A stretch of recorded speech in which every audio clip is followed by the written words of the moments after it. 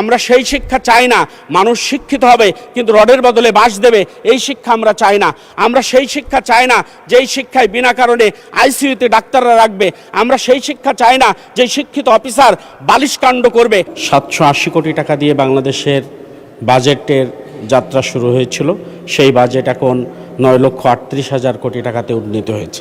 এদিকে তাকালে আমরা অনেকটা পথ এগিয়ে এসেছি, আমাদের জীবনের মান অনেক বেড়েছে, কিন্তু সেই গোলা ভরা ধান, পুকুর ভরা মাছ সেটা আমাদের কাছ থেকে হারিয়ে গেছে। বাজেট মানে শুধু উন্নতি নয়, বাজেট মানে টাকার বিষয় নয়, বাজেট হচ্ছে মানুষের শান্তি এবং নিরাপত্তা। এই শান্তি এবং নিরাপত্তা আমরা কতটুকু দিতে পারছি বাজেটে, সেটুকু একটু দেখার উচিত। বাংলাদেশের 5% মানুষের হাতে গোটা দেশের টাকা, আর বাকি 95% মানুষের হাতে বাকি টাকা। এই বৈষম্যই একটি দেশ ভালোভাবে চলতে পারে না। মাননীয় স্পিকার, রাজস্ব আদায়ের লক্ষ্যমাত্রা ধরা হয়েছে 6,95,00,000 কোটি টাকা, যেটা গত বছরেও যে লক্ষ্যমাত্রা ধরা হয়েছিল সেখান থেকে টাকা উত্তোলন হয়েছে 3,68,177 টাকা। এই ঘাটতি কিভাবে বাজেট পূরণ হবে এটা আমরা জানি না। মাননীয় স্পিকার, বাংলাদেশে 8 কোটি মানুষ ইনকাম ট্যাক্স দেওয়ার মতো সক্ষমতা আছে, কিন্তু 30 থেকে 40 লক্ষ মানুষের শুধু ট্যাক্স ফাইল আছে, যাদের অর্ধেকটা ট্যাক্স পে করে আর বাকিটা ট্যাক্স পে করে না। মাননীয় স্পিকার, আমরা যদি আমাদের পাশের রাষ্ট্রের দিকে তাকাই তাহলে কর জিডিপির যে আনুপাতিক হার সেখানে দেখব নেপাল 23.3%, ভারত 20.3%, পাকিস্তান 15.2%, শ্রীলঙ্কা 13.3% আর বাংলাদেশ 7.59%। এই লক্ষ্যমাত্রা নিয়েই এত বড় একটা বাজেট সংকলন করার সত্যিই কঠিন। তবুও আমরা স্বপ্ন দেখতে চাই, আমরা এগিয়ে নিতে চাই দেশকে, আমরা দেশের মানুষের ভাগ্যের পরিবর্তনের জন্য এগিয়ে স্বপ্ন দেখতে চাই, উন্নয়নের জন্য আমরা একসাথে হতে চাই। মাননীয় স্পিকার, এই বাজেট বক্তৃতায় এসেই আমার কাছে বলতে ইচ্ছে হয় আমাদের সকল সংসদ সদস্যদেরকে কয়েকটি বিষয়ে একমত হওয়া খুবই জরুরি। সেটা হচ্ছে জুলাই সনদ, দুর্নীতি, মাদক, সন্ত্রাস, চাঁদাবাজ, গুম, আয়নাঘর, ফ্যাসিস্ট এবং গণহত্যা এবং পুশিনের বিরুদ্ধে আমাদের সকলের ঐক্যবদ্ধ থাকা উচিত। মাননীয় স্পিকার, আমরা আজকে এই ট্রেজারি বেঞ্চের বিপক্ষে আমরা বলবো, ট্রেজারি বেঞ্চ আমাদের বিপক্ষে বলবে। এই কাদা ছোড়াছুড়িতে যদি ফ্যাসিস্ট আবার মাথা উঁচু করে দাঁড়ায় তাহলে আমাদের কারোর জন্যই সেটা বোধহয় ভালো দিক হবে না। মাননীয় স্পিকার, এটা আমাদের সকল সময় মনে রাখা উচিত। মাননীয় স্পিকার, বাংলাদেশ থেকে বিগত সময়ে 28 লক্ষ কোটি টাকা পাচার হয়েছে। যেই টাকাটা যদি ফেরত নিয়ে আসা যায় তাহলে বাংলাদেশের আরও 3 বার এইরকম মোটা অঙ্কের টাকা বাজেট পেশ করা সম্ভব।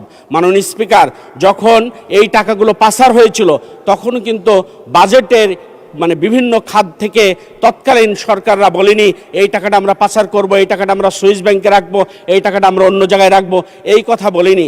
মাননীয় স্পিকার, এই পাচারের যে রাস্তা আছে এই রাস্তা যদি বন্ধ না হয় তাহলে দেশ চিরদিন পিছিয়েই যাবে। এদিকে লক্ষ্য রাখার জন্য আমি বিশেষভাবে অনুরোধ করব। এনজিও এবং বিভিন্ন ইন্স্যুরেন্স যাদের মাধ্যমে সাধারণ মানুষের টাকা আত্মসাৎ করেছে তারা এখন ধরাছোঁয়ার বাইরে। মাননীয় স্পিকার, তাদেরকে আইনের আওতায় নিয়ে এসে সাধারণ মানুষের টাকা ফেরত দেওয়ার জন্য আমি বিনীতভাবে অনুরোধ করতে চাই। মাননীয় স্পিকার, আমাদের শিক্ষা খাতের কথা আমরা বলেছি, আমরা সেই শিক্ষা চাই আমরা সেই শিক্ষা চাই না মানুষ শিক্ষিত হবে কিন্তু রডের বদলে বাঁশ দেবে, এই শিক্ষা আমরা চাই না। আমরা সেই শিক্ষা চাই না যেই শিক্ষায় বিনা কারণে আইসিইউতে ডাক্তাররা রাখবে। আমরা সেই শিক্ষা চাই না যে শিক্ষিত অফিসার বালিশকাণ্ড করবে। আমরা সেই শিক্ষা চাই না যেই শিক্ষায় জঙ্গলগুলো কেটে উজাড় করে নিজের পেটে ভর্তি করবে। আমরা সেই শিক্ষিত মানুষ চাই না যেই শিক্ষিত মানুষ ফ্রিজের ভিতরে কোটি কোটি টাকা রাখবে। মাননীয় স্পিকার, তাহলে শিক্ষার ঘাটতি কোন জায়গায়, কিসের অভাবে আজকে আমাদের শিক্ষিত মানুষগুলো এত অপকর্ম করছে? এটা বিবেচনা করে শিক্ষাকে সংস্কার করে এগিয়ে নেওয়ার জন্য আমি বিনীত অনুরোধ করতে চাই। মাননীয় স্পিকার, আমি আমার অঞ্চলের কথা একটু বলতে চাই। আমার অঞ্চলে জীবননগর, দর্শনা, দামোহদার 4 লেনের রাস্তা করা দরকার বলে আমি খুবই মনে করি। আমার অঞ্চলের মানুষ আমাদের কাছে এই দাবি করেছে মৃত্তিকা গবেষণা ইনস্টিটিউট একটি করা দরকার। আমার অঞ্চলে আলু তৈরি হয়, ভুট্টা তৈরি হয়, ফল তৈরি হয়, সেটা রাখার জন্য কৃষকের ন্যায্য মূল্যের জন্য হিমাগার প্রতিষ্ঠার জন্য খুবই প্রয়োজন। মাননীয় স্পিকার, আমার 2 মিনিট সময় যদি একটু দিয়ে দেন, দয়া করে যদি একটু বাড়িয়ে দেন তাহলে এক মিনিটে বক্তব্য শেষ করুন। মাননীয় স্পিকার 2 মিনিট প্লিজ। আচ্ছা 2 মিনিটে শেষ করুন। মাননীয় স্পিকার, আমার অঞ্চলে অনেক হাই স্কুল আছে, অনেক প্রাইমারি স্কুল আছে, যেখানে স্বাধীনতার পর থেকে একটা ইটও সরকারের পক্ষ থেকে গাঁথা হয়নি। সেই স্কুলগুলো ক্রমান্বয়ে সেই ভবন তৈরির জন্য আমি বিনীত অনুরোধ করতে চাই। আমার অঞ্চলে প্রাইমারি স্কুলেতে এখনো বেদের পাটি, যেটা খেজুর গাছের পাতা দিয়ে তৈরি হয়, সেই পাটিতে স্কুলের ছাত্রছাত্রীরা বসে। মাননীয় স্পিকার, এটা অত্যন্ত দুঃখের, অত্যন্ত কষ্টের। সেই স্কুলগুলোয় বেঞ্চ দেওয়ার জন্য আমি বিনীতভাবে অনুরোধ করতে চাই। আমার বর্ডার অঞ্চল, এই অঞ্চলের মানুষ মাদকাসেবী হয়ে যায়, মাদকের ব্যবসা করে। তাদেরকে স্বাভাবিক জীবনে ফিরিয়ে নিয়ে আসার জন্য রিহাব সেন্টার তৈরির জন্য আমি বিনীতভাবে অনুরোধ করতে চাই। মাননীয় স্পিকার, আমার দর্শনা থানায় 7টা ইউনিয়ন আছে, একটি পৌরসভা আছে, বিরাট একটা অঞ্চল। এই থানাকে উপজেলায় উন্নতি করলে আমার অঞ্চলের মানুষ বড্ডই খুশি হয়ে যেত। মাননীয় স্পিকার, দামুহুদা ইউনিয়ন একটি বড় ইউনিয়ন, সেখানে প্রায় 35,000 ভোট, সেখানে আইন কাম ভালো। সেইটাকে যদি পৌরসভায় উন্নীত করা যেত তাহলে আমার অঞ্চলের মানুষ কৃতার্থ থাকতো। মাননীয় স্পিকার, আমার অঞ্চলে সকালে বিদ্যুৎ যায় তো সন্ধ্যায় আসে, সন্ধ্যায় যায় তো সকালে আসে।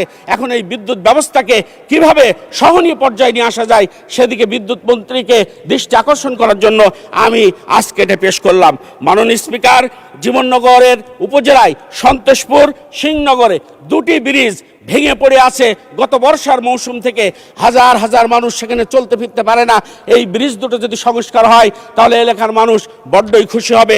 মাননীয় স্পিকার, কিছু অঞ্চলের মানুষ, 18 কোটি মানুষের ভিতর থেকে কিছু মানুষ বাদ দিয়ে কিছু মানুষের উন্নয়ন করলে যেমন সরকার ভালো চলবে না, ঠিক তেমনইভাবে কিছু মানুষকে বাদ রেখে আমরা যদি পরিকল্পনা সাজাই সেটাও ভালো চলবে না।